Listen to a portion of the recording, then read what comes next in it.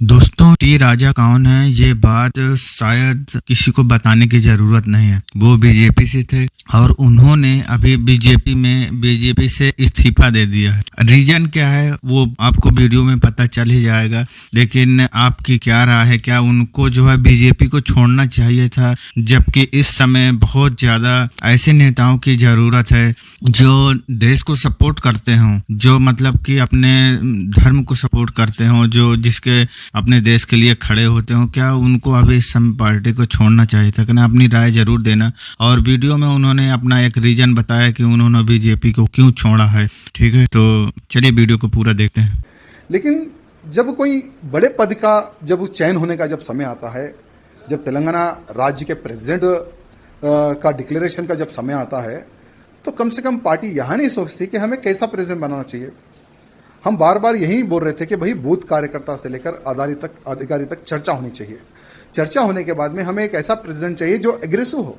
यहाँ तेलंगाना में हिंदू मुस्लिम भाई भाई वाली राजनीति नहीं चलती है। तेलंगाना में सिर्फ हिंदुइज्म चलता है, और जो हिंदुत्व की बात करता है ना, तेलंगाना की जनता उसको सर पर बिठाकर आगे चलती है।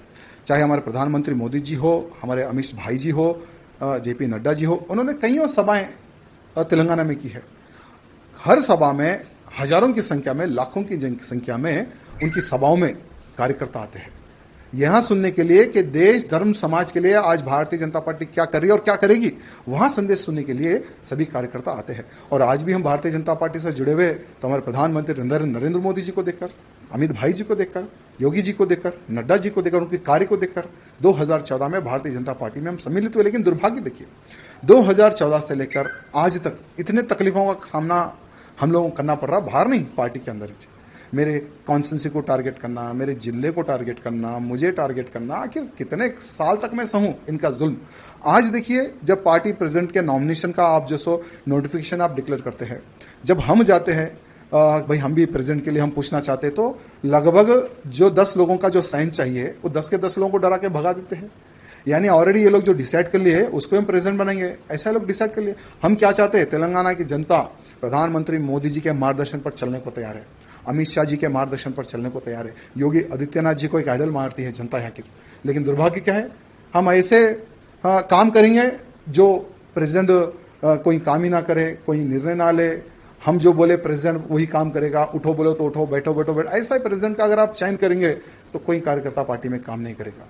हमारा भी दम घुट रहा है, इसलिए हमने राम राम किया है आज पार्टी को। लेकिन एक बात है, भले हम बीजेपी पार्टी में रहो या ना रहो, लेकिन मोदी जी के, योगी जी के, अमित भाई जी के हम कट्टर समर्थक रहेंगे। और बिना पार्टी में रहे हम मोदी जी के कार्यों को, अमित शाह जी के कार्यों को, योगी जी के कार्यों का हम प्रचार करते रहेंगे, भले हम पार्टी में रहो या ना रहो। ये कार्यकर्ताओं की डिमांड है। कई महीनों से कार्यकर्ता कैसा प्रेसिडेंट चाह रहे थे जो हिंदूवादी हो, जो हिंदुत्व की बात करे, जो हमारे कार्यकर्ताओं की सुने। आज लव जिहाद बड़े पैमाने पर हो रहा है तेलंगाना में, गौ हत्याएं बड़े पैमाने पर हो रही है तेलंगाना में, लैंड जिहाद बड़े पैमाने पर हो रहा है तेलंगाना में।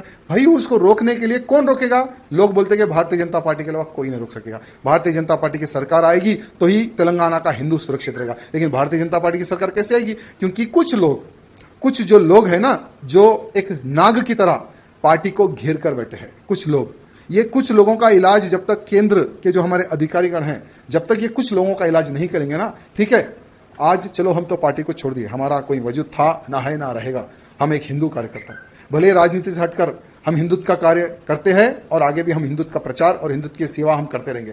लेकिन उन कार्यकर्ताओं का विचार करने की आवश्यकता है जो एक विश्वास के तौर पर भारतीय जनता पार्टी से जुड़े हुए हैं। इसलिए हमारे प्रधानमंत्री मोदी जी से, अमित शाह जी से निवेदन करना चाहूंगा कि पूर्ण एक बार विचार करें और भारतीय जनता पार्टी का अध्यक्ष कैसा होना चाहिए, ये मैं नहीं, हर वो बूथ कार्यकर्ता, हर वो अधिकारी, हर वो जो पार्टी के लिए जो खून बहा है, उनका एक समावेश, एक मीटिंग करने के बाद में उन कार्यकर्ताओं का आप इलेक्शन कीजिए, उन कार्यकर्ताओं से आप प्रपोजल लीजिए, तब देखिए कैसा प्रेसिडेंट यहाँ के बीजेपी के कार्यकर्ता, बूथ कार्यकर्ता चाहते हैं। ये हमारे केंद्र के अधिकारियों को पता चलेगा। आपका आगे कार्रवाई कैसे होने जैसे? देखिए, कुछ नहीं, हमने किशन रेड्डी जी को यहाँ कहा कि आपके ही हाथों से हम पार्टी में ज्वाइन हुए थे 2014 में, और आपके ही हाथों में हम रिजाइन दे रहे हैं, हम पार्टी के बाहर जा रहे हैं। क्योंकि ये मोनोपोली जब तक पार्टी में बंद नहीं होगी तब तक पार्टी सत्ता में नहीं आएगी। और हम दम घुट घुट कर हम पार्टी का सर्वनाश हम नहीं देख सकते। यानी बीजेपी को डुबोने का कार्य कर रहे हैं यहाँ के लोग। यहाँ के कुछ अधिकारीगण जो सत्ता का गलत उपयोग करके पार्टी को डुबोने का जो कार्य कर रहे हैं ना, तो ऐसी डूबती नैया में और पार्टी को डूबते हुए हम नहीं देख सकते, इसलिए हम पार्टी के बाहर आए। आगे का हमने किशन रेड्डी जी को रिक्वेस्ट किया है कि आप स्पीकर को भी एक पत्र लिख दो कि राजा सिंह बीजेपी का विधायक नहीं है, उसको सस्पेंड करो। अगर किशन रेड्डी जी वो भी अगर काम कर देते तो उसका भी हम समर्थन करते हैं। बाकी का हम एक हिंदू नेता है, धर्म प्रचार करना हमारा काम है, वही करते रहेंगे।